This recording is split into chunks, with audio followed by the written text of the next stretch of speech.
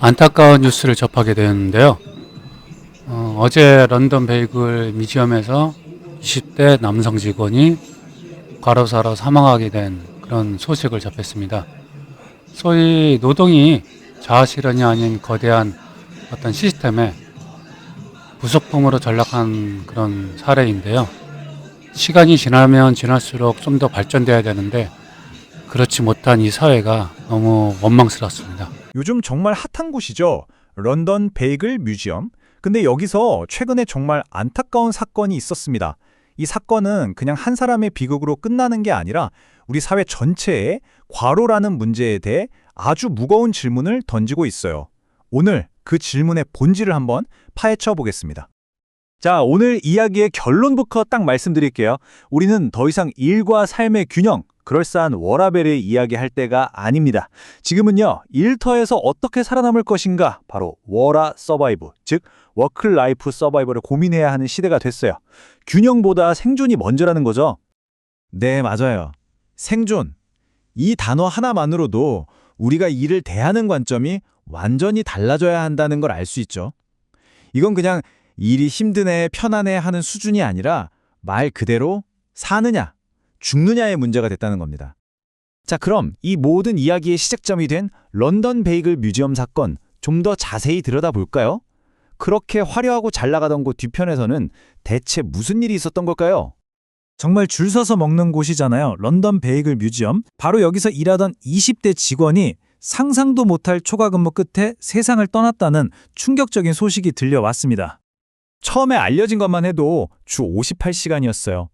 우리나라 법정 근로시간이 주 52시간인데 이걸 이미 가뿐히 넘긴 거죠. 근데 이게 다가 아니었습니다. 유가족들이 공개한 실제 근무 시간은 진짜 듣고도 믿기 힘든 수준이었어요. 주 80시간. 여러분, 이게 어느 정도냐면요. 정말 잠자는 시간 빼고는 그냥 일만 했다고 봐야 돼요. 그리고 정말 비극의 정점이죠. 돌아가시기 바로 닷새 전에는 무려 21시간을 쉬지 않고 일하셨대요. 24시간 중에 딱 3시간 빼고 일만 한 거예요. 이건 노동이 아니죠. 이건 그냥 고문 수준이에요. 아니, 도대체 어떻게 한 사람의 열정이 이렇게 다 타버리고 결국 죽음이라는 최악의 결과까지 가게 되는 걸까요? 이 번아웃에서 과로사까지 그 위험한 길을 한번 따라가 보겠습니다. 모든 비극은 바로 이 번아웃 증후군에서 시작돼요. 세계보건기구 WHO에서도 이걸 병으로 인정했거든요. 제대로 관리되지 않은 만성적인 직장 스트레스라고요. 쉽게 말해서 내 모든 열정이 그냥 하얗게 타버리고 재만 남은 상태? 영혼까지 싹 다 방전됐다고 생각하시면 돼요. 이 번아웃 상태가 계속되면 결국 과로사로 이어집니다. 이 카롯이라는 말이 원래 일본어인데 전 세계가 그냥 이 단어를 쓸 정도로 현대사회에 심각한 병이 된 거예요. 이건 그냥 갑자기 몸이 안 좋아서 쓰러지는 게 아니에요. 일이, 회사가, 사회가 사람을 죽음으로 내모는 명백한 사회적 타살인 거죠.